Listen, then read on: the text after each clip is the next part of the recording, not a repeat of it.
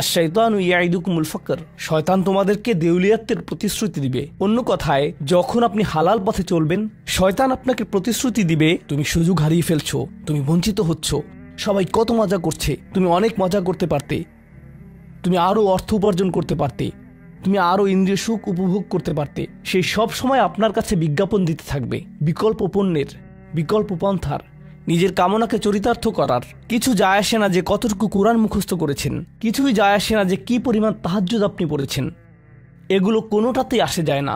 শয়তান থামবে না। দিন শেষে আপনি তো একজন মানুষই, দিন শেষে কামনা বাসনাগুলো আপনার মাঝে থাকবে, আর শয়তান থামবে না, সে আপনার পেছনে লেগেই থাকবে। শয়তানের একটা কৌশল আল্লাহ বর্ণনা করেছেন। তার মনস্তাত্ত্বিক কৌশলটি হল যায়্যানা লাহুমুশ শাইতানু আমালাহুম।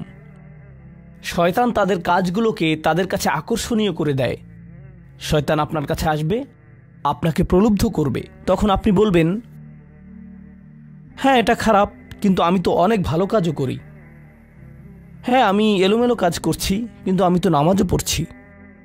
আর আমি তো কাফেরও না, তো সমস্যার কিছু নেই। আর এইবার করেই আমি থেমে যাব, এমন না যে আমি এটা করতেই থাকবো, শুধু একবারই করব। এভাবে নিজেকে সব ধরনের যুক্তি দিতে থাকেন, নিজে নিজে এটাকে বৈধতা দিতে থাকেন। আপনার চিন্তায় এটা এখন আর অতটা খারাপ না।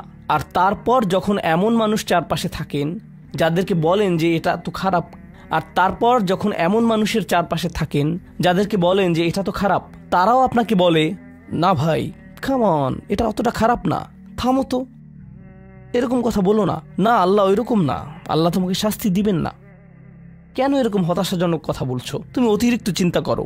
আপনি তা শুনেন, আর এটা আপনাকে প্রভাবিত করতে শুরু করে। কিন্তু যখন কাজটা করে ফেলেছেন, যেটাই করেছেন, হতে পারে এটা অ্যালকোহল অথবা অন্য কোনো মাদক, এটা কারোর সাথে সম্পর্ক হতে পারে, সেটা যাই হোক, যখন নিজেকে বলেন যে এটাই শেষবার, কিন্তু এটাই শেষ তো না। কারণ যখনই কাজটা ঘটে যায় আর কয়েকদিনের মধ্যে অনুশোচনাও কেটে যায়, তখন মোবাইলে আরেকটা মেসেজ চলে আসে, তারপর আরেকটা দাওয়াত আসে, তারপর আপনি বলেন না এটাই শেষবার, আবারও সেই চক্রে আটকে যান, আর আবারও সেটা করেন, আর তা করতেই থাকেন। শয়তান ঠিক এটাই চেয়েছিল। মানুষ এই চক্র বন্ধ করতে পারে, আল্লাহর প্রতি নিবিষ্ট হয়ে বলতে পারে, ইয়া আল্লাহ, আমার বন্ধুরা কি বলেছে তাতে কিছু যায় আসে না, শয়তান কি ওয়াসওয়াসা দিচ্ছে তাতে কিছু যায় আসে না, কতবার এই বিভৎস চক্রে আটকা পড়েছি তাতে কিছু যায় আসে না। আমি ফিরে আসলাম, আমি ফিরে আসলাম, আমি ফিরে আসলাম 2 দিন অনুতপ্ত থেকে আবারও পাপে লিপ্ত হওয়া থেকে। আমি ফিরে আসলাম আপনার কাছে ক্ষমা চাওয়ার পর আবারও পাপ করা থেকে। ওয়ালাম ইউসিরু আলা মা ফাআলু ওয়া হুম ইয়ালামুন। তারা পাপ কাজগুলো বারবার করে না, আর তারা জানে যে তারা কি করছে। আমি সেই লোকদের অন্তর্ভুক্ত হব না? ওয়ালাইসাতিত তাওবাতু লিল্লাযিনা ইয়ামালুনাস সাইয়্যাত।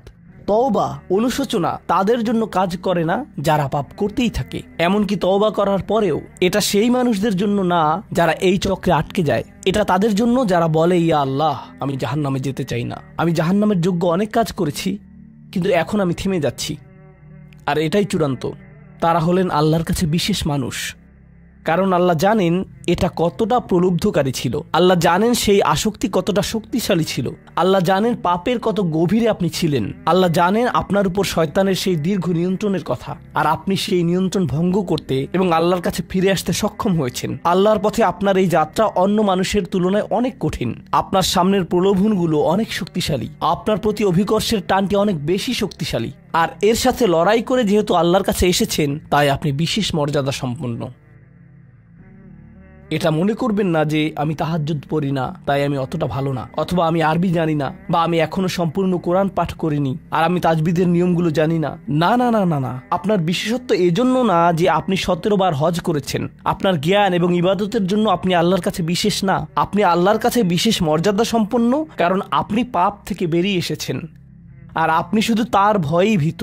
এটাই আপনাকে আল্লাহর কাছে বিশেষ মর্যাদা সম্পন্ন করে। তাই আপনিও ইবাদুর রহমান। তো এখান থেকে আল্লাহ আমাদেরকে সম্পূর্ণ বিপরীত দিকে নিয়ে যাচ্ছেন। এই প্রত্যেক শ্রেণী সম্পর্কে চিন্তা করুন, কিভাবে এগুলো আপনার সাথে প্রাসঙ্গিক, কিভাবে আপনি আল্লাহর কাছে বিশেষ মর্যাদা সম্পন্ন হতে চান, কিভাবে আপনি আল্লাহর নৈকট্য পেতে চান, কিভাবে আমি আল্লাহর নৈকট্য পেতে চাই। আমাদের কাছে এটা আসলে কতটা মূল্যবান। পাপ হলো এক প্রকারের ভালোবাসা। আমরা এর মোহে পড়ে যাই, আমরা এতে আসক্ত হয়ে যাই, আর এই অনুচ্ছেদটি আসলে ভালোবাসার একটা প্রতিযোগিতা, কারণ আপনি ইন্দ্রিয় সুখ ভালোবাসেন, আপনি এই পাপগুলোকে ভালোবাসেন, আর আপনি তা ছাড়তে চান না, কারণ এতে আপনার সুখানুভূতি নষ্ট হবে। আর অন্যদিকে আল্লাহ বলছেন, আমি আমার নিজের দ্বারা সেই সুখকে প্রতিস্থাপন করে দিব, আমি এটাকে আমার নৈকট্য দ্বারা প্রতিস্থাপন করে দিব। আল্লাহ এই সুযোগ দিয়েছেন, আপনার নিজেকে এই সমীকরণের আলোকে সিদ্ধান্ত নিতে হবে। আপনি এই পরিস্থিতিতে পড়বেন, অন্য কেউ জানবে না, কেউ জানবে না যে আপনার মাথায় কি সংগ্রাম চলছে, কেউ জানবে না, শুধু আল্লাহ জানবেন। আর প্রসঙ্গক্রমে উদাহরণস্বরূপ আপনাদের কেউ কেউ যখন হারাম সম্পর্কে জড়ান, নিশ্চিত বলছি না, আপনাদেরকে অভিযুক্ত করছি না, কোনো মানুষ, আপনারা না, কোনো মানুষ যাদেরকে আপনারা চিনেন, তারা হয়তো অনৈতিক সম্পর্কে জড়িত, আর আপনি তা থেকে বের হতে চাচ্ছেন। তো আপনি এই আলোচনা শুনে তাকে মেসেজ দিলেন, আমি আর এটা করতে পারবো না। সে উত্তর দিল, তুমি কি আমাকে ভালোবাসো না? তুমি এখন আমাকে ঘৃণা করো? তুমি কি মনে করো যে আমি তোমার জাহান্নামে যাবার কারণ? আমি কি এতটাই খারাপ? এখন আপনি বলছেন, না তুমি অতটা খারাপ না, না আমি তোমাকে ভালোবাসি, তুমি মোটেই খারাপ না, তুমি অনেক ভালো। ঠিক আছে, যদি আমার সাথে সম্পর্ক সমাপ্ত করতে চাও, আজকে রাতে আমার সাথে দেখা করো, আর আমার মুখের সামনে এটা শেষ করো। না, এটা আমি করতে পারবো না। ঠিক আছে, তুমি আমাকে ঘৃণাই করো, আচ্ছা ঠিক আছে, আমি আসছি। এটা আবার শুরু হয়ে গেল, আর এরপর আপনি আবারও তওবা করতে চান। দেখতে পাচ্ছেন, এটা শুধুমাত্র আপনি না, আপনি হয়তো আবেগগতভাবে কোনো কিছুতে জড়িয়ে যেতে পারেন, আর এখন আপনি আবেগগতভাবে ব্ল্যাকমেলের শিকার হচ্ছেন। এর দ্বারা আপনি খারাপ বোধ করবেন, আপনাকে এর বিরুদ্ধে যুদ্ধ করতে হবে।